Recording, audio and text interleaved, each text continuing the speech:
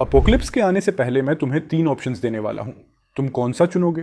पहला, अनलिमिटेड खाना, ड्रिंक्स और लिकर समेत। दूसरा, एक गोल्डन डेजर्ट ईगल जिसमें इन्फिनिट बुलेट्स हों। तीसरा, एक ऐसा हेयर स्प्रे वाला बॉक्स जो खाली होते ही आसमान में रॉकेट की तरह उड़ जाए। मुझे पहले से पता था कि असली अपोकैलिप्स सिर्फ 5 घंटे दूर है। ह्यूमैनिटी का सर्वाइवल एनवायरनमेंट धीरे धीरे बर्बाद होता जाएगा, ज़ॉम्बी वायरस फट पड़ेगा और दुनिया का ऑर्डर ऑफ रूल्स धीरे धीरे टूट जाएंगे। एपोकैलिप्स में सबसे बड़ा इशू फूड स्कैरेसिटी होगा, इसलिए मैं बिना सोचे पहली ऑप्शन चुन लेता हूँ। अंदर से मैं थोड़ा एक्साइटेड भी हूँ। चुपचाप सोचता हूँ, ब्रो एक कोका कोला दे दे, थोड़े आइस के साथ। अगले ही सेकंड एक ठंडी कोक मेरी हथेली में प्रकट हो जाती है। मैं सच में शॉक्ड हूँ। ये सब रियल है। अमेजिंग। अपोकलिप्स आने ही वाला है। सर्वाइवल की रूल्स भी बदलने वाले हैं। अब मुझे ये मिजरेबल लाइफ नहीं जीनी। अब लाइफ स्टाइल चेंज करने का टाइम आ चुका है। आज से पिग नहीं खाऊंगा। सिस्टम मुझे 10 मीट स्केवर्स दे दो। मैं आराम से स्केवर्स खाना शुरू करता हूँ। इसी मोमेंट मेरे फ़ोन पर एक मैसेज आता है। मैंने पोस्ट ग्रेजुएशन एग्ज़ाम क्लियर कर लिया है। और अब वो लड़की लिखती है, हमको कुछ बातें क्लियर करनी होंगी। हमें ब्रेकअप कर लेना चाहिए। अब हम एक ही दुनिया के लोग नहीं रहे। तुम सिर्फ एक 4000 सैलरी वाले वर्कर हो और मैं अब पोस्ट ग्रेजुएट स्टूडेंट हूँ। मेरा फ्यूचर ब्राइट होने वाला है। मैं जानती हूँ कि ये बात तुम्हारे लिए थोड़ी क्रूअल है। आखिर तुम कई सालों से मेरी पढ़ाई का खर्च उठाते रहे हो, लेकिन मैंने भी अपनी यंग एज के कुछ साल इन्वेस्ट किए हैं। अब हम बराबर हैं। आगे से कांटेक्ट में मत रहना। बस। मैसेज पढ़कर दिल में हल्की सी चुभन होती है, लेकिन अगले ही पल मेरे होंठों पर एक हल्की सी ठंडी मुस्कान आ जाती है। Ex girlfriend. तुम पछताओगी। तभी सिस्टम फिर से आवाज़ करता है। होस्ट की सर्वाइवल नीड्स को इंश्योर करने के लिए सिस्टम रोज रात 12 बजे हजारों रिवॉर्ड्स में से एक रिवॉर्ड सेलेक्ट करने का मौका देगा। Weapons, gear, materials, energy, body upgrade, जो चाहे चुन लो। मैं नए एपोकलिप्स की पॉसिबिलिटीज़ के बारे में एक्साइटेड हो जाता हूँ। पहले की दुनिया में मैं बस एक साधारण इंसान था, लेकिन अब आने वाली दुनिया में मैं अपना पूरा गेम बदल दूंगा। ये सोचकर मैं अपनी इलेक्ट्रिक बाइक पर हैप्पीली अपने रेंटेड रूम की ओर निकल पड़ता हूँ।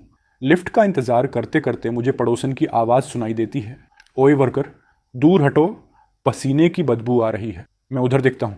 मेरी पड़ोसन सैन बनुए, बैंक की जॉब वाली, अपनी नाक पकड़कर मुझे घूर रही है। मैं 301 में रहता हूँ और वह अपने नए नवेले पति वंग सेन के साथ 302 में। 1 महीने पहले मैंने उसे व्हाइट वेडिंग ड्रेस में देखा था और सच कहूँ वो लड़की अपीयरेंस और फिगर दोनों में ईजिली 90/100 थी। मेरी एक्स से तो 100 गुना ज़्यादा अट्रैक्टिव। ऐसा टाइप जिसे देखकर किसी का भी माइंड थोड़ा सा नॉटी हो जाए। मैं उसे देखता हूँ और मेरे होंठों पर फिर वही हल्की रहस्यमयी मुस्कान आ जाती है। सैन बान्यू चिढ़ जाती है, क्या घूर रहे हो? पूरे दिन काम करके थक जाती हूँ और ऊपर से तुम्हारे जैसे लूजर से सामना हो जाए तो दिन खराब हो जाता है। उसका हस्बैंड एक कॉर्पोरेट कंपनी में हाई एग्जीक्यूटिव है। दोनों अपने आप को सोसाइटी की एलीट समझते हैं और हम जैसे लोगों को दिल से नीचा समझते हैं। लिफ्ट आती है। मैं अंदर चला जाता हूँ। सैन बान्यू क्लियरली डिसाइड करती है कि वो अगली लिफ्ट लेगी, लेकिन दरवाज़ा बंद होने से पहले मैं धीरे से बोल देता हूँ, बाय द वे, अगर रात में भूख लगे तो मेरे पास आ जाना। दरवाज़ा बंद। सैन बनुए शॉक हो जाती है। उसके चेहरे पर इंस्टेंट गुस्सा आ जाता है। मुझे क्यों समझा तुमने? क्या मैं तुमसे खाना मांगने आऊँगी? पागल हो क्या? मैं कमरे में पहुँचता हूँ। वार्डरोब खोल कर सारा विंटर स्टफ निकालता हूँ, क्योंकि बहुत जल्द एक्सट्रीम कोल्ड अपोकैलिप्स आने वाला है। तभी अचानक दरवाज़ा ज़ोर ज़ोर से पीटा जाता है। बाहर से सैन बान्यू की आवाज़, ओ ये लूज़र, बाहर निकल। अभी एक्सप्लेन करो आपने वो बात क्यों कही थी। छुप मत जाना, पता है अंदर ही हो। इसी आवाज़ में उसका हस्बैंड भी बाहर आता है। क्या हुआ सावे? इस लूज़र के दरवाजे पर क्यों चिल्ला रही हो? हस्बैंड, ये लूज़र मेरा हरासमेंट कर रहा है। इसे मैं चैन से रहने नहीं दूंगी। उसका पति गुस्से में मेरी तरफ देखता है, लेकिन जैसे ही मेरी ठंडी और स्टेडी नज़र से उसकी नज़र टकराती है, उसका गुरूर गायब हो जाता है। बॉडी से वो काफ़ी कमज़ोर दिखता है और मैं तो सालों से हैवी मजदूरी करता आया हूँ। अगर फाइट शुरू हो जाए रिजल्ट ऑब्वियस है। वो तुरंत एटीट्यूड बदलकर मुस्कुराते हुए बोलता है, अरे भाई आ गए, ज़रूर थक गए होंगे, आराम कर लो। दोनों जल्दी से पीछे हटते हुए बात करते हैं। तुम भाग क्यों रहे थे? नहीं, मैं डरा नहीं हूँ। हम एलीट लोग हैं और वो एक सोशल ड्रॉप आउट होगा, जेलस है हमसे। लकी लोग हमेशा थोड़ी रियायत दे देते हैं। चलो छोड़ दो। मैं घर के अंदर आता हूँ, सारी विंडोज़ डोर्स बंद करता हूँ, अपनी सारी बचत निकालकर फाइनल तैयारी करता हूँ। रात होते होते गर्म हवा में ठंडी लहर फैलने लगती है और आसमान से धीरे धीरे काले धुएं जैसी ब्लैक स्नो गिरने लगती है। इसके बाद बर्फ ऐसे गिरने लगी जैसे किसी ने इसे आज़ाद कर दिया हो। सिर्फ आधे घंटे में ही हालात बिगड़ गए। टेम्परेचर सीधा 30 डिग्री से 0 डिग्री पर आ गिरा और अभी भी नीचे जा रहा था। मैं थोड़ा एक्साइटेड था क्योंकि रात के 12 बज चुके थे और आज की लॉगिन रिवॉर्ड ये थी। पहला, 10,000 सेट स्पेशल मटेरियल से बनी विंटर जैकेट जो -100 डिग्री तक के एक्सट्रीम कोल्ड को रोक सके। दूसरा, वायरलेस बैटरी पैक, मार्केट के हर इलेक्ट्रॉनिक डिवाइस की बैटरी इसमें शामिल। तीसरा, एक यू डिस्क जिसमें सारी ब्लू कोर मूवीज और शॉर्ट्स थे। चौथा, ऐसे सन क्रिस्टल्स जिन्हें खाओ तो जेनेटिक लेवल पर एडिक्ट हो जाओ। मैंने सोचा और पहला ऑप्शन चुन लिया। टेम्परेचर बहुत फास्ट गिर रहा है, फिलहाल सबसे जरूरी चीज है गर्म रहना। वैसे सिस्टम मजाक कर रहा है क्या? 2 दिन से चौथा ऑप्शन इतना वियर्ड क्यों दे रहा है? जैसे ही मैंने पहला ऑप्शन चुना, बस एक थॉट आया और काली मोटी विंटर जैकेट मेरे हाथ में प्रकट हो गई। मटेरियल कुछ अलग ही था, पहनते ही फील हुआ, भाई ये तो सिल्क जैसी स्मूथ और कैश्मीर जैसी सॉफ्ट है। पहनते ही मेरा चेहरा चमक उठा। ये जैकेट सिर्फ ठंड नहीं रोकती, ये खुद गर्मी भी जनरेट करती है। हाथ पैर चेहरा जितना एक्सपोज स्किन है, कहीं भी ठंड नहीं लग रही। ऐसा लग रहा जैसे बाहर विंटर चल रहा हो और मेरे आसपास सिर्फ स्प्रिंग। फूड और वार्मथ का टेंशन पूरा खत्म। मैं आराम से खिड़की के पास बैठ गया और चांदी सी बर्फ को पूरे शहर को ढकते हुए देखता रहा। अचानक नीचे से एक जोरदार चीख सुनाई दी। मैंने थोड़ा अनमने मन से नीचे देखा, लेकिन जैसे ही देखा मेरी सांस अटक गई।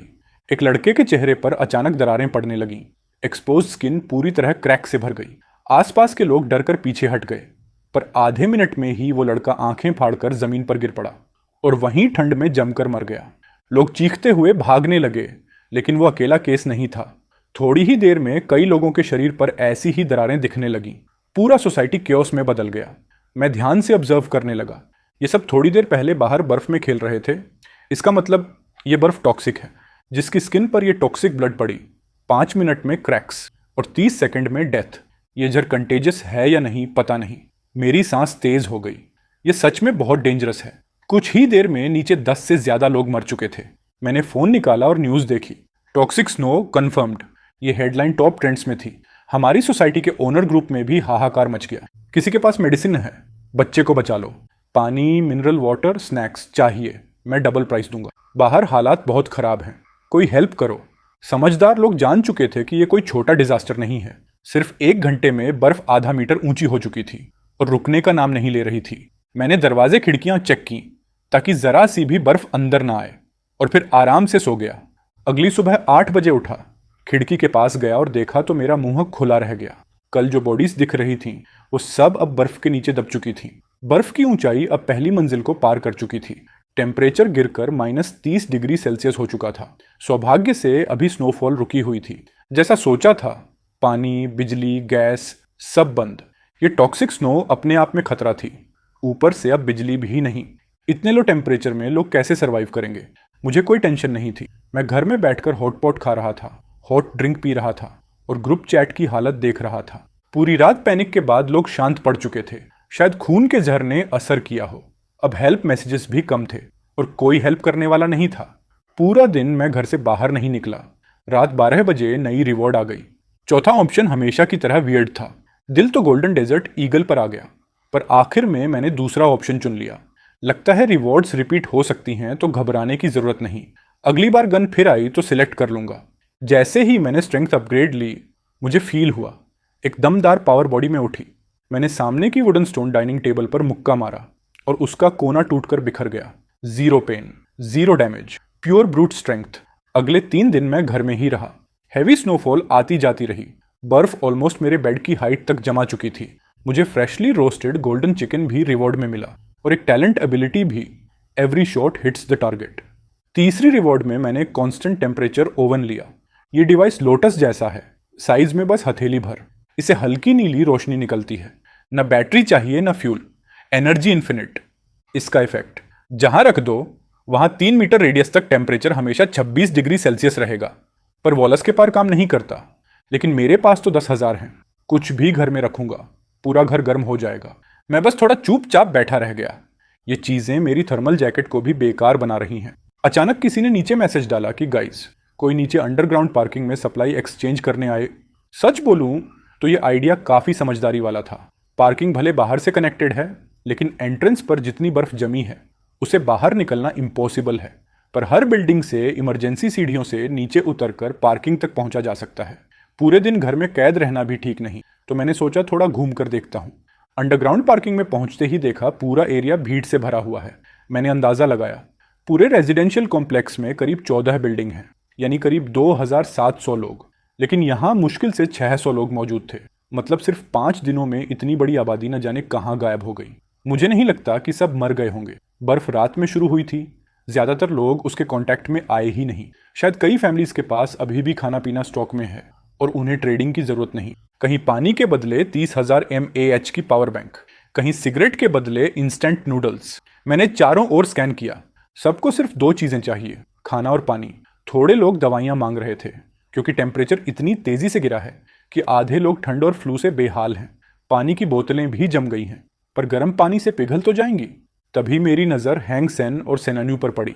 उनके सामने सोना चांदी का ढेर लगा था। लगता है ये अपनी पूरी दहेज तक बेचने आ गई है। लेकिन यहाँ किसी को गोल्ड सिल्वर से कोई मतलब नहीं। इस दुनिया में अब मनी बराबर यूजलेस। लोग उन्हें इग्नोर कर रहे थे। सेन ने ऊपर देखा, मुझे देखा और तिरछी सी स्माइल दी। उसकी आंखों में साफ था कि उसे मेरे लिफ्ट वाले शब्द याद आ गए थे, अगर भूख लगे तो रात में मेरे पास आ जाना। शायद उसे सच में लगा कि मुझे पहले से पता था बर्फ गिरने वाली है। मैं उसे इग्नोर करके आगे बढ़ा। फिर मेरी नज़र एक खूबसूरत लड़की पर पड़ी, किसी सेलिब्रिटी से कम नहीं। वह अकेली एक कोने में बैठी थी। उसके सामने ब्रांडेड पर्स, कॉस्मेटिक्स, लेकिन कोई पूछने वाला नहीं। लोग सिर्फ ये कह रहे थे। पहली जानकारी, खून वाली टॉक्सिन सिर्फ स्किन कांटेक्ट से फैलती है, हवा से नहीं। ये अच्छी खबर थी, वरना कोई वेंटिलेशन भी नहीं करता। दूसरी, कुछ लोग भूख से मजबूर होकर बाहर एक्सपेरिमेंट करने गए थे। रिजल्ट ये निकला कि अगर तुम छाता लेकर जाओ और खून को टच न करो तो तुम उन जगहों पर चल सकते हो जहां बर्फ कम हो। प्रॉब्लम यह है कि अभी रेजिडेंशियल एरिया में बर्फ की गहराई 3 मीटर से ज्यादा है। बाहर निकलना ऑलमोस्ट इम्पॉसिबल। कुछ लोग घर के टूल्स से अपने व्हीकल मॉडिफाई करके बाहर निकलने की बात कर रहे थे। Honestly pure nonsense. इतनी बर्फ में जेसीबी भी फंस जाए, वहां कार क्या करेगी। तीसरी खबर, जिन लोगों को खून की टॉक्सिन लगी है उनकी प्यूपल्स पूरी सफेद हो रही हैं। उनके फ्रोजन चेहरे इतने डरावने लगते हैं कि बस। मैंने सोचा ये वाकई फ्यूचर ज़ॉम्बीज बन सकते हैं, और अगर मौसम गर्म हुआ तो बॉडीज डिफ्रॉस्ट होंगी। फिर इसलिए मैंने मन में ठान लिया, आगे से कोई भी स्ट्रेंथ बूस्ट वाला विकल्प आया बस वही चुनूंगा। जितनी ताकत उतनी सर्वाइवल चांस। तभी वही लड़की लिनस्यू मेरे पास आई। ग्वापो, ये ब्रांडेड बैग्स हैं, हज़ारों डॉलर के। थोड़ा खाना दे दो ना इनके बदले। मैंने कहा, इन चीज़ों की यहाँ कोई वैल्यू नहीं। कुछ प्रैक्टिकल ला सकती हो। उसका चेहरा गिर गया। उसे खुद भी पता था कि ब्रांडेड पर्स अब शो पीस हैं। सब लोग टमाटर की तरह लिपटे बैठे हैं। किसे फैशन की पड़ी है। वह अकेली रहती है, उसके पास कोई प्रोटेक्टर नहीं। उसका असली वैल्यू एसेट सिर्फ वही खुद थी, लेकिन वो भी इतनी जल्दी सरेंडर नहीं करना चाहती थी। वह फिर बोली, ग्वापो। उसने जेब से एक काली प्लास्टिक बैग निकाली। मैंने खोला और सच में स्पीचलेस हो गया। अंदर भरे थे लंबे छोटे सिल्क, नेट, हर तरह के महिलाओं के स्टॉकिंग्स, और वो भी यूज किए हुए। और वो मुझे गुआपो बुलाकर समझ रही थी कि मैं कोई लूजर हूं जो ये चीजें लेकर खुश हो जाऊंगा। वह झुककर बोली, यूज्ड हैं, वॉश भी नहीं किए। समझदार हो ना। मैंने बैग वापस पकड़ा दिया।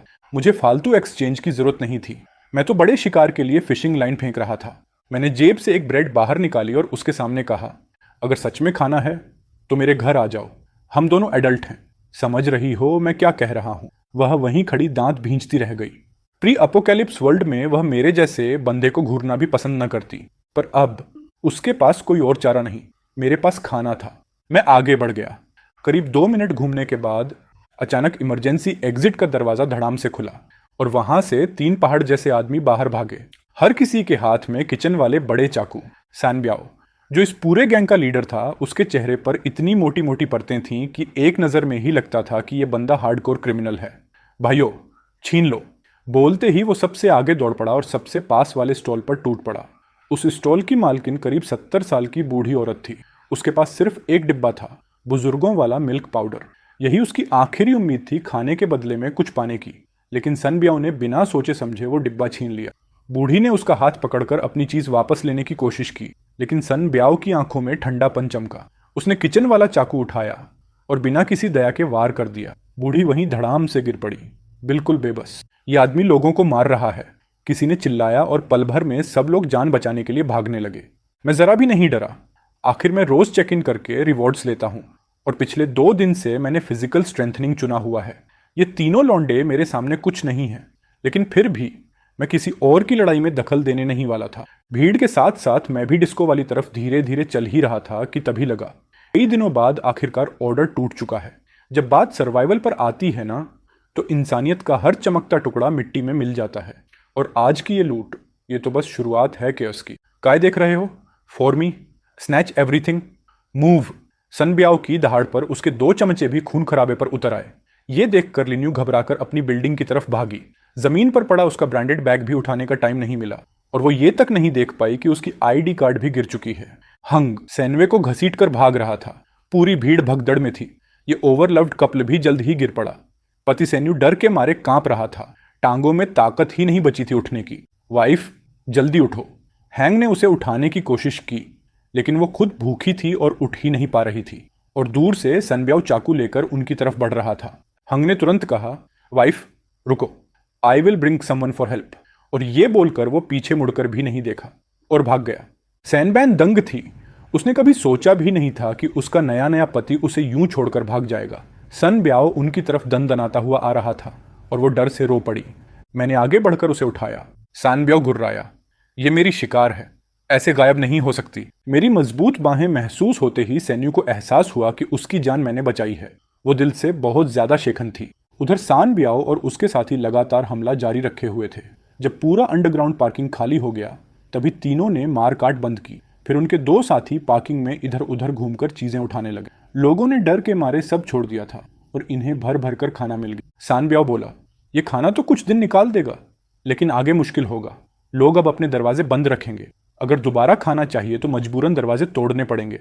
बॉस, कुछ ढांसू चीज मिली है। ये किसी लड़की की आईडी है। सच बताऊं, असली फोटो में कोई फिल्टर नहीं होता। ये तो कमाल की फर्स्ट क्लास ब्यूटी लगती है। अगर इसे पकड़ लें तो मजा आ जाएगा, आपको भी हिस्सा मिलेगा। लेकिन पहले खाना ले चलते हैं। मैंने सैन्यू को उसके बिल्डिंग तक पहुंचाया और इमरजेंसी एग्जिट का दरवाजा ब्लॉक किया। फिर अपने फ्लोर पर लौटा। उसने अपनी दरवाजा देखते ही ताकत जुटाई और धड़ाधड़ पीटने लगी। वेन, वंगेन, डोर खोलो। तुम कायर हो, अपनी वाइफ को छोड़कर भागे हो और खुद घर में छुपे हो। शर्म नहीं आती? आवाज इतनी तेज और पागलपन से भरी थी कि मजा आ गया। मैं अपनी दरवाजे पर टिककर पूरा तमाशा देखने लगा। अंदर डरा कंपाता वांग सेन पी फोल से झांका। जब उसने देखा कि बाहर सिर्फ उसकी वाइफ और मैं हूं, तब जाकर वो हिम्मत करके दरवाजा खोला। बेन्यू, तुम ठीक हो ना? अंदर आओ जल्दी, वरना वो लोग वापस आ जाएंगे। बन्युए फट पड़ी। शादी से पहले तो बहुत मर्द बनते थे, लव फॉर एवर बोलते थे। डेंजर मिला तो वाइफ को छोड़कर भाग गए। मैं अंधी थी जो तुमसे शादी कर ली। मैं किनारे खड़ा ये पूरा सीन एंजॉय कर रहा था, और ये देखकर वांग सेन का चेहरा और भद्दा हो गया। वो बोला, नहीं बन्यू, मैं डर नहीं रहा था। मैं तो हेल्प लेने गया था, पर कोई मिलने को तैयार ही नहीं था, इसलिए टूल्स लेने वापस आया था ताकि तुम्हें बचा सकूं। तुम मानो प्लीज। तो फिर दरवाजा बंद क्यों कर दिया था? इस सवाल का कोई जवाब उसके पास नहीं था। बेन्युए रोते झींकते बोली, घर का सारा खाना पीना खत्म हो गया है। अभी अभी मेरा मिरर ब्रेसलेट भी खो गया। मैं क्या करूं? मैं अभी भी यंग हूं। मैं तुम्हारे साथ भूख से मरना नहीं चाहती। और रोना शुरू कर दिया। इस वक्त सैन्यू पूरी तरह लाचार थी। वांग सेन भी उतना ही बेबस था। सोसाइटी में खुद को बड़ी एलाइट क्लास समझता था, सालाना लाखों कमाता था, लेकिन इस हालात के सामने उसकी औकात साफ दिख रही थी। अचानक उसकी नज़र मेरी तरफ गई। मैं जो एक कोने में खड़ा मुस्कुराते हुए पूरा सीन एंजॉय कर रहा था। उसी वक्त उसे एहसास हुआ कि कुछ तो गड़बड़ है। ये लड़का दिखने में सही ठाक लग रहा है, चेहरा भी फ्रेश है, इसे बिल्कुल भूख नहीं लगी। वांग सेन हिचकिचाते हुए बोला, भाई तुम्हारे घर में खाना है क्या? हाँ, और काफ़ी है। ग्रेट, क्या थोड़ा हमारे साथ शेयर करोगे? Naturally no. मैंने जेब से एक ठंडी ड्रिंक निकाली, एक घूंट लिया और कड़क आवाज के साथ कैन खोली। हेवनली सोल्जर वाला साउंड आया। ऊपर से ड्रिंक आइस कोल्ड थी। मजा आ गया। वांग सेन और उसकी बीवी की आंखें गुस्से से बाहर आने वाली थीं। उन्हें देखकर मैं अंदर ही अंदर हंसा। कभी भी एक गरीब दिखने वाले लड़के को अंडर एस्टिमेट मत करो, वरना बाद में पकड़ में भी नहीं आओगे। वांग सेन ने गोल गोल मुस्कुराहट डाली।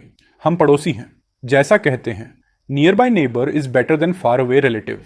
तुम थोड़ा खाना दे दो, बदले में जब स्थिति ठीक हो जाएगी तो मैं तुम्हें अपनी कंपनी में जॉब दिलवा दूंगा। 6000 पर मंथ, चलो 8000 ही सही। मैं हंस पड़ा। ये आदमी अभी भी प्री एपोकलिप्स माइंडसेट में जी रहा है। मैंने एक क्रिस्पी फ्राइड चिकन का बड़ा सा पीस निकाला और खाना शुरू किया। वांग सेन और उसकी बीवी की आंखें उसी चिकन पर टिकी रह गईं। सैन्यू धीमी आवाज में बोली, प्लीज, हम पैसे देकर खरीद लेंगे। टाइम बदल चुके हैं। अभी भी समझ नहीं आया तुम्हें दोनों को? वांग सेन ने पूछा।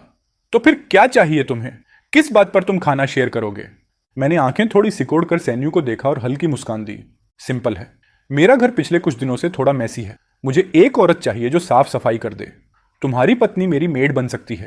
रोज सुबह 8 बजे से रात 8 बजे तक मेरा घर साफ, खाना पीना सर्व करे। सैलरी? उसे मैं दिन में 3 टाइम खाना दूंगा और घर जाते वक्त एक ब्रेड का स्लाइस और एक पानी की बोतल लेकर जा सकती है। डील कैसा है? सैन्यू का चेहरा लाल हो गया। वह गुस्से से बोली, तुम हद कर रहे हो। मैं तुम्हारा घर क्यों साफ करूं? मैं एक एलाइट सोशल लेडी हूं और तुम एक डिलीवरी बॉय। मेड बनूं? Are you kidding me? मैं बोला, तो रहने दो, कोई इशू नहीं। और मैंने अपनी डोर बंद कर दी। मेरे पास तो खाने पीने की फुल सप्लाई है, मुझे कोई जल्दी नहीं। रात में मैंने मूड में आकर हॉटपॉट बनाया, बीफ, मटन, लॉबस्टर, जो चाहो सब। दूसरी तरफ रूम 302 में वेंगसेन और उसकी बीवी बिल्कुल चुप बैठे थे। घर का सारा खाना खत्म हो चुका था। भूख से सो भी नहीं पा रहे थे। अचानक वांगसेन बोला, ये हॉटपॉट की स्मेल। दोनों ने एक दूसरे को देखा। पेट पीठ से चिपक चुका था। हॉटपॉट की खुशबू ने हालत और खराब कर दी। वांगसेन ने चुपके से दरवाजा खोला। हाँ, खुशबू मेरे घर से ही आ रही थी। उसने फुसफुसाकर कहा, वाइफ, क्यों ना तुम उसके यहां काम कर लो। क्या तुम अभी भी वही बात कह रहे हो? सब साफ सफाई ही तो करनी है। अगर वो कुछ गलत करेगा तो तुम चिल्लाना, मैं दौड़कर बचाने आ जाऊंगा। सैन्यू के दिल में अब गर्मजोरी नहीं बची थी। उसका दिल ठंड से भी ज्यादा ठंडा हो चुका था। उसे महसूस हुआ कि ये आदमी जो शादी से पहले जेंटल, चार्मिंग, कल्चर्ड दिखता था, असल में कितना कमजोर और सेल्फ सेंटर्ड है। सिर्फ खाने के लिए अपनी बीवी को दूसरे आदमी के घर भेजने को तैयार। वह अंदर ही अंदर टूट गई। मैं अपने घर में मजे से हॉटपॉट और कोल्ड बियर के साथ बैठा था। तभी दरवाजे पर नॉक हुआ। मैंने पीपहोल से देखा, सैन्यू थी। मेरे चेहरे पर एक अजीब सी स्माइल आ गई। मैंने दरवाजा खोला। वह बोली, मैं तुम्हारी मेड बनूंगी। हॉटपॉट की स्मेल उसके चेहरे पर पड़ते ही उसके अंदर मरा हुआ दिल धीरे धीरे वापस धड़कने लगा। शायद मेरे साथ रहना एक बेहतर ऑप्शन था। कम से कम जिंदा तो रह सकती थी। उसने ये भी नोट किया, इतनी ठंड में भी मैं इतनी हल्की कपड़ों में बिल्कुल आराम में हूं। यह कैसे पॉसिबल है? मैंने सैन्यू को देखा, फिर पीछे खड़े वांगसेन को, जिसके चेहरे पर गिल्ट, डर और लालच सब कुछ एक साथ थे। मैंने उसकी तरफ एक ब्रेड का पीस और एक बोतल पानी फेंक दिया। वांगसेन ने उसे ऐसे पकड़ लिया जैसे उसे लाइफ लाइन मिल गई हो। वो तुरंत पैकेट फाड़कर खाने लगा। मैंने दरवाजे की तरफ देखा और कहा, अंदर आ जाओ। सेन बान्यू ने कमरे में रखा स्टीमिंग हॉटपॉट देखा और खुद को रोक ना सकी। वो धीरे धीरे अंदर आ गई। पीछे से वांगसेन बोला, बान्यू, घबराना मत, कुछ चाहिए तो बस आवाज देना। लेकिन मैं दरवाजा उसके चेहरे पर ही बंद कर देता हूं। उसकी बात वहीं कट जाती है। अंदर कदम रखते ही बन्यू एक पल के लिए ठिठक गई। उसे ऐसा लगा जैसे वो नॉर्थ पोल से सीधे समर रिजॉर्ट में आ गई हो। घर इतना गर्म था जबकि बिजली तो कहीं नहीं थी। 2 दिन से भूखे पेट। उसकी आवाज टूट गई, मुझे थोड़ा खाने दो प्लीज। मैंने ठंडी नजर से कहा, अपनी आइडेंटिटी मत भूलो, मुझे बॉस कहो। उसके चेहरे पर शर्म, गुस्सा, डर सब एक साथ तैर गया। लेकिन भूख इंसान की ईगो पिघला देती है। उसकी आवाज बहुत धीमी थी, जी बॉस। मैंने A4 पेपर का एक पन्ना निकाला और उसकी तरफ फेंक दिया। ये हैं काम के रूल्स, ठीक से फॉलो करना। उसने पेपर उठाया और पढ़ते ही उसकी आंखें फैल गईं। इसमें साफ लिखा था, घर में काम करते वक्त एक फिक्स्ड यूनिफॉर्म पहननी होगी। बॉस की बात फाइनल होती है, कोई बहस अलाउड नहीं। बॉस घर आए तो हर बार रिस्पेक्ट के साथ ग्रीट करना होगा। वो कांप उठी, ये बहुत ज्यादा है, मैं वापस जाना चाहती हूँ। मैंने ठंडी निगाहों से उसे देखा। मैंने सिर्फ इतना कहा, सोच लो, बाहर फिर से वही जमाने वाला ठंड, भूख और वो हस्बैंड जो तुम्हें छोड़ चुका है। वो दरवाजे तक गई, लेकिन जैसे ही गर्म कमरे की बाउंड्री पार की, बाहर का ठंडा झोंका उसके सीने में चुभ गया। वो वहीं रुक गई, वापस मुड़ी, फिर हल्के कांपते घुटनों के साथ नीचे बैठ गई। बॉस, आई एम सॉरी, मैं रूल्स फॉलो करूंगी। उसकी आवाज टूट चुकी थी, लेकिन सर्वाइवल हर डर से बड़ा होता है। रात को मैंने खाना खाया, थोड़ी सी हॉटपॉट बची रहने दी। उसे बाथरूम में वार्म वाटर दे दिया ताकि वो आराम से नहा सके। मैं वापस सोफे पर बैठा और कहा, अब ये असली जिंदगी है। आराम, सुरक्षा, गर्मी सब यहाँ है। बैन्यू ने चुपचाप बची हुई हॉटपॉट खाई और पहली बार उसे पेट भरने का एहसास हुआ। उसके अंदर जो रेजिस्टेंस था वो भी धीरे धीरे खत्म होने लगा। वो रूल्स फॉलो करते हुए घर साफ करने लगी, फिर काम पूरा करके सोफे पर ही सो गई। उसके चेहरे पर पहली बार शांति थी। रात के बीच सिस्टम रिवॉर्ड मिला। इस बार एक नई चीज अनलॉक हुई, मेड लेवल सिस्टम। मैं क्यूरियोसिटी में उसे चेक करने लगा। उधर दूसरी तरफ 302 वाली रूम में वांगसेन सारी रात सो नहीं पाया। उसे बस यही सुनाई दे रहा था कि उसकी पत्नी अब मेरी जगह पर है। गर्म कमरा, खाना, सुरक्षा, सब कुछ। सुबह 8 बजे वो आंखों के नीचे काले घेरे लिए मेरे दरवाजे पर आया। मैंने दरवाजा खोला। वायु कैसी है? यस्टरडे रात यहीं रुकी थी। वापस तो जाएगी, है ना? उसने अंदर झांका और उसकी पत्नी एक सिंपल मेड यूनिफॉर्म में काम कर रही थी। उसके चेहरे पर गुस्सा और जेलसी किसी भी वक्त फट सकते थे, लेकिन डर ने उसे रोके रखा। मैंने मुस्कुराते हुए कहा, अरे मैं तो भूल ही गया था, तुम्हारी पत्नी ने घर बहुत अच्छे से साफ किया है। I am very satisfied. मैंने बात खत्म करते हुए सिर घुमाकर सैन्यू की तरफ देखा। तुम पूरी रात काम करती रही हो, थकी हुई होगी, जाओ थोड़ा आराम कर लो। वो बोली, किचन और बाथरूम अभी तक साफ नहीं किए हैं। मैं आज वापस नहीं आऊंगी डार्लिंग, बाहर बहुत ठंड है, तुम घर लौट जाओ। मैंने हल्की मुस्कान दबाते हुए सिर हिलाया। उसकी बात सुनकर मैं अंदर से काफी सेटिस्फाइड था। वहीं दूसरी तरफ हैंगन गुस्से से फटने वाला था। उसकी आंखें अपनी बीवी पर टिक गईं। उसे सच में सब तोड़ फोड़ देने का मन था, लेकिन अगले ही सेकंड मैंने उसे एक ब्रेड का टुकड़ा और मिनरल वाटर की बोतल पकड़ाई। आज का सामान यही है। उसके अंदर का आग का गोला तुरंत आधा बुझ गया। Thank you, thank you. वो बोला, अगर सफाई बाकी है तो काम जारी रख सकती है, मैं डिस्टर्ब नहीं करूंगा। मैंने सेन बाणे की तरफ देखा, तुम्हारा हस्बैंड तुम्हारे लिए आया भी नहीं, उसे सिर्फ खाना चाहिए था। उसे थोड़ा दुख हुआ, पर पहले जितना नहीं। लगता था वो धीरे धीरे यहां मेरे साथ रहने की आदत डाल रही थी। हैंगन घर लौट गया, चेहरा पूरी तरह ठंडा, ऑलमोस्ट डेड इनसाइड।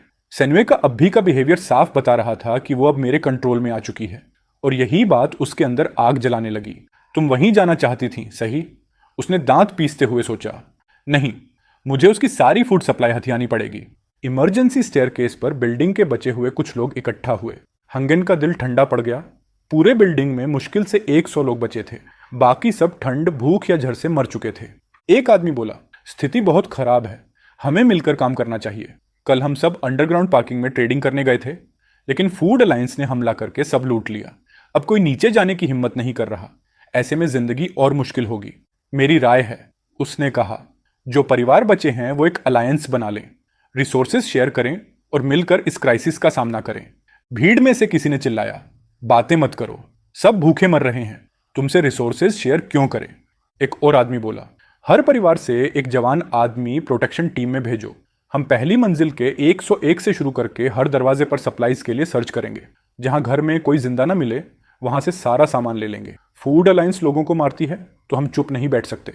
वो 3 हैं, हम 10 से ऊपर। डरने की जरूरत नहीं। लोग धीरे धीरे सहमत होने लगे। फिर सवाल आया, सप्लाईज बांटी कैसे जाएंगी? जवाब मिला, जो प्रोटेक्शन टीम में शामिल होंगे उन्हें हिस्सा मिलेगा। एक बूढ़ी औरत बोली, लेकिन मेरे घर में तो सिर्फ मैं और मेरी बेटी हैं, मैं 60 की हूं, हम तो हिल भी नहीं सकते। एक आदमी चिल्लाया, ये सिस्टम गलत है, हम बूढ़े लोग क्या करें? हैंगन के चेहरे पर एक दुष्ट चमक आई। ओल्ड विच मुफ्त में खाना चाहती है।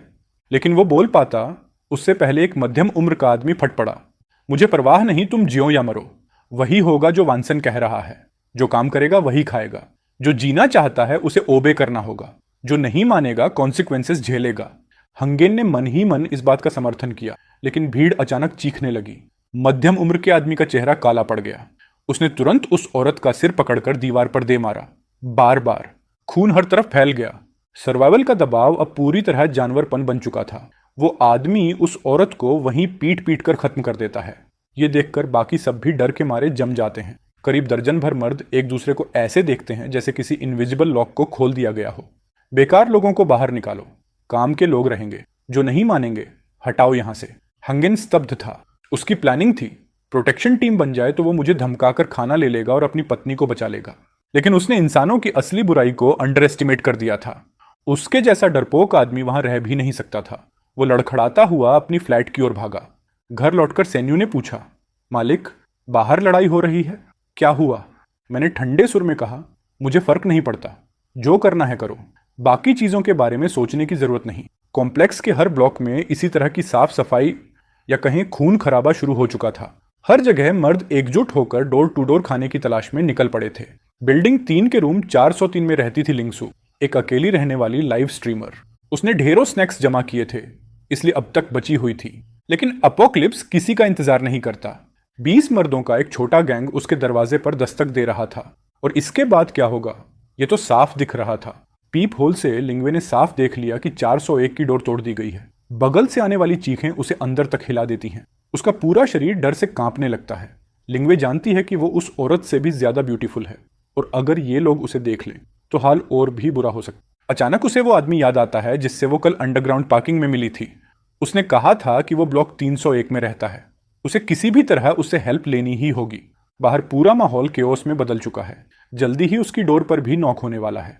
वो भागकर बैल्कनी पर आती है। आज बर्फ नहीं गिर रही थी, ये उसके लिए राहत की बात थी। वो विंडो की जमी हुई बर्फ हटाती है, शीशा खोलती है और बाहर झांक। ब्लॉक 3 और जिस बिल्डिंग में मैं था उनके बीच हार्डली 20 मीटर का गैप था। विंडो से बालकनी साफ दिखाई दे रहा था। वो बिना सोचे समझे घर की सारी बॉटल्स और कैंस नीचे फेंकने लगती है। उसका प्लान था कि किसी तरह मेरा ध्यान अट्रैक्ट हो जाए, पर उसकी एम बहुत खराब थी। कई बार फेंकने के बाद भी एक बार भी हिट नहीं हुआ। एंग्जाइटी बढ़ती जा रही थी। आखिरकार स्किन केयर वाली एक बॉटल मेरे विंडो के पास जाकर टकराई। ग्लास नहीं टूटा, लेकिन जोर का थड हुआ। मैं जो सेनबनुए को मेड की ट्रेनिंग दे रहा था, बैल्कनी पर आया और नीचे देखा। वहां लिंग हाथ हिलाते हुए खड़ी थी, डर से ऑलमोस्ट रोते हुए। प्लीज सेव मी, ये लोग अंदर घुसने वाले हैं। उधर 401 में बैठे आदमी को भी महिला की आवाज सुनाई देती है। सोफा पर बैठा बल्कि आदमी, जिसका नाम जेंड दाहुन था, जो ब्लॉक 3 का सेल्फ डिक्लेयर्ड लीडर था, तुरंत उठता है। सिगरेट मुंह में दबाए हुए वो आवाज की दिशा में देखता है। बॉस, ये आवाज 403 से आई है। वहां एक औरत रहती है। दाहुन हाथ हिलाकर अपने लोगों को 403 की तरफ ले जाता है। कुछ ही देर में दरवाजे पर जोर जोर से पाउंडिंग शुरू हो जाता है। लिंगियोर डर जाती है और बैल्कनी से मेरी तरफ चिल्लाती है, please save me, they're coming, I will do anything. मैं आर्म्स फोल्ड करके हंसी दबाते हुए कहता हूं, सेव तुम्हें कर दूं, लेकिन तुम्हें पता है उसकी कीमत क्या होगी। लिंगे की आंखें भर आती हैं, कांपती आवाज में बोलती है, बस मुझे बचा लो, मैं तुम्हारी गर्लफ्रेंड बन जाऊंगी। मैं हल्के से सिर हिलाता हूं, गर्लफ्रेंड की जरूरत नहीं है। और तभी सेन्यू, जो मेड वाला स्पेशल आउटफिट पहने हुए थी, धीरे धीरे मेरे पास आती है। लिंगू उसे देखकर शौक में जम जाती है। उसके चेहरे पर साफ लिखा था, ये बंदा नॉर्मल नहीं है, ये कुछ और लेवल पर है। मैं सेन्यू के बालों पर हाथ फेरता हूं और लिंगू की तरफ देखता हूं। आई कैन सेव यू, लेकिन प्राइस वही होगा जो उसने दिया है। उधर 403 की डोर आखिरकार टूट जाती है। जेन डहुन और उसके लोग अंदर घुसते हैं और बैल्कनी पर खड़ी लिंगुए को देखते ही उनके आंखों में लालच चमक उठता है। कोई आगे मत बढ़े, दाहुन कहता है। रिलैक्स गर्ल, हम सब तुम्हारा ख्याल रखेंगे, लिंगे आंसू रोकते हुए कहती है। आई विल डू एनीथिंग, बस मुझे जिंदा रहने दो। अगर मुझे ये लोग पकड़ गए तो पता नहीं कितनों के हाथों।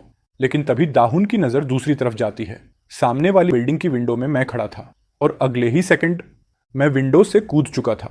20 मीटर का गैप क्रॉस करते हुए सीधे 403 के बैल्कनी पर लैंड करता हूं। जेन डाउन के चेहरे पर डिसबिलीफ जम जाता है। मेरे लैंडिंग से उठी हवा अभी बैठी भी नहीं थी कि मैं सीधे उसके चेहरे के सामने आ चुका था। मेरे शूज का साइज 44 वाला भारी किक सीधा उसकी फेस पर लगता है और वो पीछे की तरफ गिरते हुए अपने आदमियों पर जा धम्म से गिरता है। मैं खुद भी थोड़ा हैरान होता हूँ। लेवल 6 वाली स्ट्रेंथ, डेमन, ये तो बहुत ओपी है। दाहुन मुश्किल से उठता है, डर भी रहा था, लेकिन उसके पास 20 लोग थे, सब हाथों में नाइव्स लिए खड़े थे। इससे उसे थोड़ी हिम्मत मिलती है। हीरो बन रहा है, देख कितने लोग हैं मेरे पास, मारो इसे। उसके आदेश पर सब लोग आगे बढ़ते हैं। मैं हल्की सी मुस्कान देता हूं। परफेक्ट, अब देखते हैं मेरी डिस्ट्रक्टिव पावर कितनी बढ़ी है। मैंने किसी वेपन की जरूरत नहीं समझी। पहला पंच मैंने सामने वाले आदमी को मारा। इंपैक्ट इतना सॉलिड था कि वो यहीं खत्म हो गया। मैं डिटेल में नहीं जाऊंगा, बस इतना कि बाकी सभी के कदम वहीं रुक गए। सब शोक में फ्रीज। लिंगे के चेहरे पर गर्म छींटे पड़े और वो वहीं बेहोश हो गई। मैं भी अपने हाथ को देखकर हैरान था। मैं नीचे पड़ा किचन नाइफ उठाता हूं और बाकी लोगों की तरफ कामली देखता हूं। चलो बॉयज, अब वेस्ट की सैर पर ले चलता हूं। बाकी लोग डर से चिल्लाते हुए डोर की तरफ भागते हैं। 20 लोग एक छोटे से दरवाजे में फंस जाते हैं। दाहुन सबसे आगे निकलने की कोशिश करता है। मैं शांत चेहरा रखते हुए बस इतना कहता हूं, रनिंग वोंट हेल्प। और फिर मैं आगे बढ़ता हूं, बस इतना कि दुश्मन भागने की कोशिश करते हैं और उनका पूरा ग्रुप बिखर जाता है।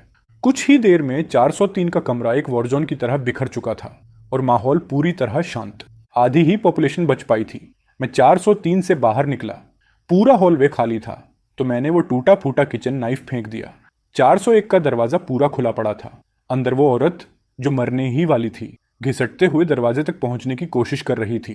उसने बड़ी मुश्किल से मुझसे मदद मांगी। मैंने अंदर झांका। ये औरत दिखने में एवरेज ब्यूटी थी, उम्र शायद 30 से 40 के बीच। अगर ये दुनिया तबाह न हुई होती तो शायद अभी भी अच्छी लगती, लेकिन अब उसका टाइम खत्म था। शायद आखिरी होश में थी। मेरी बेटी को बचा लो। उसने उम्मीद से मेरी तरफ देखा। मैंने ठंडे मन से कहा, नॉट इंटरेस्टेड। ये बोलकर मैं मुड़ने लगा। उसकी आंखों की रोशनी धीरे धीरे बुझने लगी। सिर जमीन पर गिरा। उसकी लाइफ फेड होते होते उसने कुछ ऐसे शब्द बोले कि मेरे कदम रुक गए। हाई चेन, से रिजॉल्व, हो सकता है बात पूरी करने से पहले ही उसने आखिरी सांस ले ली। University of science and technology of हियनचेन। मैंने आंखें थोड़ा सिकोड़ लीं। ये बात मेरे लिए इंटरेस्टिंग थी क्योंकि मेरी एक्स गर्लफ्रेंड जो यूफेई भी इसी यूनिवर्सिटी की थी। मैंने लाश को देखा, हल्का सा सांस छोड़ा और उसके घर में घुस गया। उसका पति पहले ही फर्श पर गिरा पड़ा था। आंखें खुली, यकीन के बाहर। मैंने घर में एक फैमिली फोटो ढूंढी। तस्वीर देखते ही मेरी नज़र चमक गई। उनकी बेटी काफ़ी खूबसूरत थी। उस लड़की में साफ साफ यूथ वाइब था। हंसते समय क्यूट से डिम्पल। मैं अंदाज़ा लगा सकता था कि वो स्टार लेवल की ब्यूटी है, शायद सैनमान यूएस से भी ऊपर। एकदम परफेक्ट मेड कैंडिडेट। और हाँ, उसका नाम भी पता चल गया, चेंजुंगसी। उम्र 19, सेकेंड ईयर, कम्युनिकेशन डिपार्टमेंट, हियनचेन यूनिवर्सिटी। मैंने कहा, गुड, वेरी गुड। जब बाहर निकलने लायक ताकत हो जाएगी तो मैं हियनचेन यूनिवर्सिटी जाऊंगा। उम्मीद है वो अभी भी जिंदा हो। और याओ यूफेई, तुम भी मरना मत। मैंने चेन युंगसी की फोटो जेब में रखी और 403 वापस आकर लिंसू को जगाया। वो उनिंदी आंखों से उठी और उसने मुझे खून में लथपथ और घर को एकदम हेल जैसा देखा। उसने चीखने की कोशिश की पर मैंने एक थप्पड़ लगा दिया। क्यों चिल्लाती हो? So annoying. लिंसू होश में आई, डर से कांप रही थी। चलो मेरे साथ आओ। मैं उठकर बाहर निकल गया। वो लाशों से भरे कमरे को देखकर उल्टी करने जैसी हालत में थी। पैर कांप रहे थे, लेकिन मैं आगे बढ़ चुका था तो वो डर के मारे रेंगते रेंगते बाहर आई। अब यहाँ टिकना नामुमकिन था। उसे मेरे पीछे ही आना पड़ा।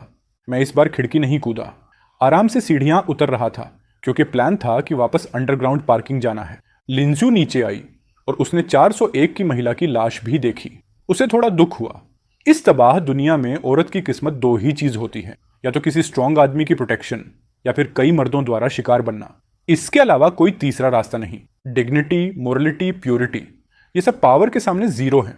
उसने महसूस किया कि अगर वो मेरे साथ न आती तो शायद उसकी हालत भी उसी औरत से बदतर होती। ये सोचते ही उसके भीतर थोड़ी हिम्मत आई और वो तेज कदमों से मेरे पीछे चल पड़ी। हम दोनों अभी अभी अंडरग्राउंड पार्किंग पहुंचे थे कि अचानक आवाजें सुनाई दी। ये लोग तो बड़े स्मार्ट हैं, हर बिल्डिंग में खुद का टीम बना ली है और हम पुराने लोग खाली हाथ हैं। लियनमैन अपने सिर की चोट पर हाथ रखे गुस्से में था। अभी अभी वो 2 आदमियों के साथ दूसरी बिल्डिंग लूटने गया था जहां दर्जनों लोगों ने मिलकर उन्हें ऑलमोस्ट मार ही दिया था। वो किसी तरह जान बचाकर लौटा था। अब बाकी बिल्डिंग्स भी अलर्ट हो चुकी थीं। बॉस, अब क्या करें? मुझे क्या पता। हर तरफ से हालात बिगड़ रहे हैं। जानपेन कुछ बोलने ही वाला था कि अचानक फुटस्टेप्स की आवाज आई। मैंने भी उन्हें देख लिया। लिंस पहचानते ही डर के मारे मेरे पीछे छुप गई। पूरे रेजिडेंशियल कॉम्प्लेक्स में कौन नहीं जानता कि ये तीनों कितने खतरनाक हैं। ओए हीरो, बहुत हिम्मत है तुम्हें यहाँ घूमने की। फिर जानपेन की नज़र मेरे पीछे छुपी लड़की पर पड़ी। उसकी आंखें चमक उठीं। बॉस, ये तो लड़की है। जैकपॉट। तीनों मेरी तरफ बढ़ने लगे। लिंसू घबरा कर टोपी से चेहरा छुपाने लगी। अरे छुपो मत ब्यूटी, फेस दिखाओ। लियनमैन हाथ बढ़ाकर लिंस की ठोड़ी पकड़ने ही वाला था। मैंने बिना एक्सप्रेशन बदले उसका हाथ झटका। अंधे हो? यहाँ मैं खड़ा हूँ। अब जाकर उन्होंने मुझे गौर से देखा। मैं लंबा और फिट था, लेकिन वो लोग मुझे सीरियसली नहीं ले रहे थे। जानपेन ने मेरे कपड़ों पर लगा खून देखा और हल्का सा भौहें चढ़ाईं। उसे थोड़ा शक हुआ, लेकिन चुप रहा। चला जा लड़के, आज मूड अच्छा है। तुम्हें मारने का प्लान नहीं है। लड़की को हमें दे दो, तुम्हारी जान बच जाएगी। मैंने राहत की सांस ली। मुझे जल्दी है। अगर मरना है तो सामने आओ, बाद में मत कहना वार्निंग नहीं दी। ये बोलते ही मैंने लाइटनिंग किक मारी। तीनों की हड्डियां टूटने की आवाज़ गूंज उठी। कुछ सेकंड बाद वो ज़मीन पर तड़प रहे थे, दर्द से चीखते हुए, पसीने में भीगे हुए। लिंसू की आंखों में लिटरली चमक आ गई। ये आदमी सच में कमाल है। ये मैंने पीछे मुड़कर उसे देखा और अपनी जेब से अचानक एक गोल्डन डेजर्ट ईगल निकाली और उसके हाथ में थमा दी। इनको रोक दो, मैंने काम टोन में कहा। लिनुई हिल गई। अगर मैं उससे 1 लाख लोगों से भागने को कहता तो शायद वह कर लेती, लेकिन सामने खड़े 3 जिंदा इंसानों पर वार करना उसके लिए एकदम अलग चीज थी। जल्दी करो, अगर तुम्हें मेरे साथ सरवाइव करना है तो खुद को डिफेंड करना सीखना पड़ेगा। मैंने सीधी बात कही और बंदूक उसके हाथ में रख दी। गोल्डन डेजर्ट ईगल थोड़ी भारी थी। ठंडी मेटेलिक फील उसके हाथों में उतर गई और उसी पल उसे समझ आ गया कि यह कोई खिलौना नहीं है, यह रियल है। मैंने उसे शांत होकर समझाया कि बंदूक कैसे पकड़ते हैं, ट्रिगर कहाँ दबाना होता है। दोनों आदमी उसे देखकर हंस पड़े। यह क्या है, टॉय गन? उनमें से एक बोला। स्केयर करने की कोशिश मत करो गर्ल, दूसरे ने कहा। लेकिन लिनुए के अंदर का डर धीरे धीरे गुस्से में बदल गया। मैं उसके कान के पास झुककर बोला, ये लोग दूसरों को चोट पहुंचाते हैं, तुम डिफेंड करने का हक रखती हो। लिनु ने होंठ भींचे, आंखें नम हुईं और फिर उसने ट्रिगर दबाया। अंडरग्राउंड पार्किंग में एक भारी ब्लास्ट गूंजा। एक आदमी गिर पड़ा। बाकियों की आंखों में शौक था। वो दर्द से चीखते हुए भागने की कोशिश करने लगे। लिन्यू बंदूक पकड़े खड़ी थी। हाथ कांप रहे थे, लेकिन आंखों में पहली बार डर के बजाय अवेयरनेस थी। उसे इंस्टेंटली याद आया कि जो महिलाएं खुद को बचा नहीं पाती, उनके साथ दुनिया कितनी क्रूर हो सकती है। उसने बाकी आदमी की तरफ कदम बढ़ाए और गोली चलाई। इस बार बुलेट उसके पैर में लगी और वह दर्द से चीखते हुए गिर पड़ा। प्लीज मुझे मत, उसने कहा। मैंने पास आकर गन ले ली और शांत टोन में कहा, गुड। लिन्यू वहीं बैठ गई। उसके हाथ कांप रहे थे। उसने साइड में जाकर उल्टी कर दी। ये नॉर्मल था। कोई भी पहली बार इतनी टेंशन के बाद ऐसा ही फील करता है। मैंने आखिरी आदमी की तरफ देखा, जो अब डर के मारे गिड़गिड़ा रहा था। मैं सब करूंगा। मत, मैंने उसे शांतिपूर्वक रोक दिया। थोड़ी देर बाद जब लिन्यू संभल गई, वह आंखें लाल किए मेरे पास आई। कुछ कहना चाहती थी, मगर शब्द नहीं निकल पाए। चलो घर, मैंने बस इतना कहा। हम दोनों कमरे की ओर चले। घर में दाखिल होते ही लिन्यू रुक गई। टेबल पर गर्मा गर्म खाना, सी फूड, बियर, स्टीम उठता राइस, साफ सुथरा कमरा, और सबसे ज्यादा एक सेफ वाइब। सेना सीधे मेरे पास आई। वेलकम होम मास्टर, उसने कहा। लिन्यू पहली बार सेना को ठीक से देख पाई। उसकी ब्यूटी से वो एक पल को स्टंड रह गई। मैंने कहा, ये नई हेल्पर है, इसे रूल्स समझा दो, मिस्टेक्स पसंद नहीं है। मैं खाने बैठ गया। सेना ने सिर झुकाया और लिन्यू को बाथरूम की तरफ ले गई। मेरे साथ चलो। जैसे ही दोनों अंदर गईं, सेना रुक गई। एक बात याद रखना, उसने कड़क टोन में कहा। एक बार इस घर में आ गई हो तो डिसिप्लिन जरूरी है, बिना अनुमति कुछ नहीं। लिन्यू डर गई, लेकिन आज के एक्सपीरियंस ने उसे मजबूती दी थी। उसने सिर झुका लिया। बाथरूम में सेना ने उसे साफ कराया, कम बोलते हुए। शायद वह भी अपने मन में बहुत कुछ सोच रही थी। बहुत सवाल मत पूछा करो, सेना ने कहा। यहां सरवाइव करना ही असली लक है। आधे घंटे बाद दोनों बाहर आईं। मैं खाना खा चुका था। मैंने एक बड़ी ऑस्ट्रेलियन लॉबस्टर उसके सामने रख दी। गुड जॉब, मैंने कहा। लिन्यू ने गर्म आंसू भरी आंखों से उस लॉबस्टर को देखा। इस बर्बाद दुनिया में इतने अच्छे खाने का मिलना किसी सपने से कम नहीं था। वह थोड़ी देर में पहली बार हल्का सा मुस्कुराई। मैंने सिस्टम पैनल में उसके स्टैट्स देखे और संतोष से सिर हिलाया।